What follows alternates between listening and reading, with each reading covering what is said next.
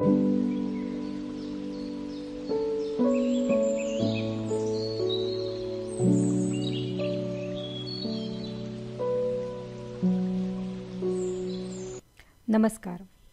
तुम्हा सर्वांचे स्वागत आहे या यूट्यूब चॅनलमध्ये स्वयंभू विजयी भव. आज आपण ऐकूयात एक सुंदर कथा.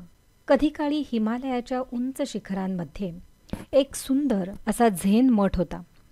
तिथे महागुरू तेनझिन आपल्या शिष्यांना ध्यान, शांती आणि जीवनाच्या गूढ रहस्यांची शिकवण देत असत. या मठामध्ये रियू नावाचा एक तरुण शिष्य होता. तो अतिशय जिज्ञासू आणि उत्साही होता. त्याला सतत नवनवीन प्रश्न पडत असत. एकदा दिवसाची सुरुवात झाली. नेहमीप्रमाणे सगळे शिष्य लवकर उठून ध्यानधारणा यामध्ये मग्न होते. पण या रियूचं मन काही शांत नव्हतं. तो विचार करत होता. गुरुजींनी वेळेच्या महत्त्वाबद्दल नेहमीच सांगितलेलं आहे, पण खरंच वेळ इतका मौल्यवान आहे का? त्याने अखेर गुरु तेनझिन यांनाच विचारायचं ठरवलं. तो त्यांच्याजवळ गेला आणि नम्रतेने म्हणाला, गुरुजी, वेळेचं खरं महत्त्व काय आहे? आपण नेहमी सांगता की वेळ हातून वाया घालवू नये, पण ही वेळ खरंच इतकी मौल्यवान आहे का आपल्या जीवनात? गुरुजी शांतपणे हसले. त्यांनी आपल्या लाकडी चौथऱ्यावरून एक वाळूचं घड्याळ उचललं आणि ते रियूच्या हातात दिलं. म्हणाले, रियू, हे वाळूचं घड्याळ घे आणि आज संध्याकाळपर्यंत माझ्यासाठी एक अमूल्य अशी वस्तू तू शोधून आण. काहीतरी असं आण जे कधीच नष्ट होणार नाही. रियूचा शोध सुरू होतो. त्याने उत्साहाने त्याचा प्रवास सुरू केला.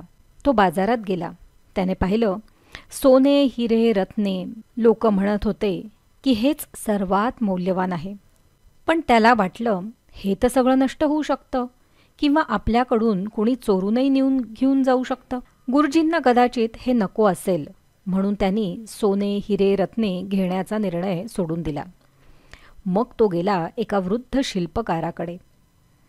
त्या शिल्पकाराला त्याने त्याचं सुंदर सुंदर असं काम दाखवण्यास सांगितलं.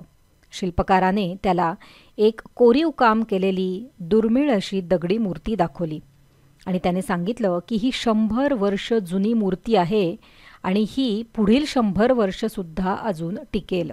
पण रियूला खात्री वाटत नव्हती की गुरुजींना 100 वर्षांची टिकाऊ वस्तू नकोय. त्यांना काहीतरी कायम स्वरूपी असं हवं आहे. मग त्यांनी ती मूर्ती घेण्याचा विचार पण सोडून दिला. मग तो एका ऋषींकडे गेला. त्या ऋषींनी त्याला काही दुर्मिळ असे महत्त्वाचे ग्रंथ दाखवले आणि म्हणाले की ज्ञान हे सर्वात मौल्यवान आहे. तू हा ग्रंथ घेऊन जा. रियू खूप आनंदी झाला, पण परत त्याच्या मनाने त्याला सांगितलं की अरे, हे ज्ञानही काळाच्या ओघात बदलत जाऊ शकतं. मग खऱ्या अर्थाने काय अमूल्य आहे? आता मात्र त्याला काहीच सुचेना. दिवसभराच्या शोधानंतर निराश झालेला, हताश झालेला रियू रिकामा हातानेच मठात परत आला. गुरुजी त्याची वाटच पाहत होते. गुरुजी, मी अमूल्य वस्तू शोधण्याचा खूप प्रयत्न केला, पण प्रत्येक गोष्ट बघितल्यानंतर सुरुवातीला मला ती चांगली वाटली, पण मनात आलं की ही गोष्ट काळानुसार नष्ट होऊ शकते, बदलू शकते. कायमस्वरूपी असं मला काहीच सापडलं नाही. तुमच्यासाठी मौल्यवान अशी वस्तू मी नाही आणू शकलो.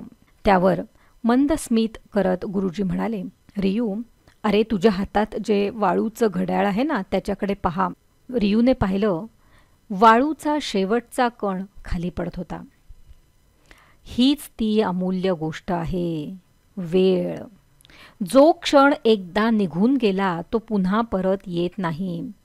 सोनं, चांदी, रत्न, ज्ञान किंवा इतर मौल्यवान वस्तू हे सगळं परत मिळू शकतं, पण गेलेला क्षण परत आणता येत नाही. रियूला अचानक सगळं समजलं.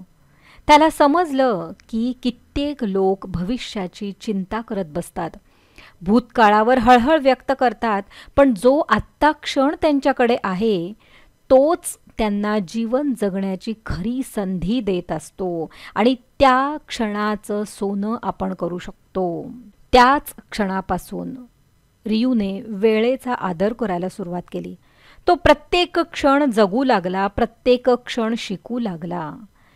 जे हातातून निसटलं आहे त्याची हळहळ नाही व्यक्त करायची आणि जे अजून आपल्या हाती लागलंच नाहीये त्याची चिंता नाही करायची.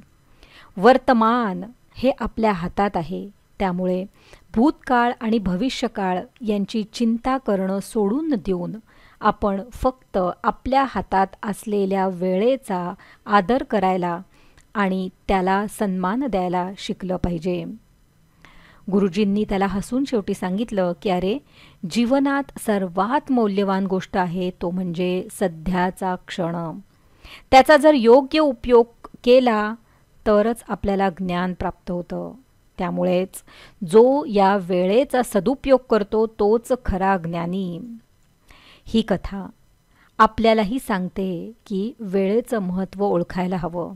मित्रांनो, काळ कुणासाठीही थांबत नाही, त्यामुळे प्रत्येक क्षणाचा सदुपयोग करावा, कारण तोच आपल्याला आनंद आणि यश देऊ शकतो. या ईश्वराने आपल्या सगळ्यांना 24 तास दिलेले आहेत. मग गरीब असो अथवा श्रीमंत असो, त्या दोघांकडेही 24 तास आहेत. पण या वेळेचं आपण काय करतो हे मात्र आपल्या हातात आहे आणि हेच आपल्याला यशस्वी किंवा अयशस्वी ठरवू शकतं. धन्यवाद.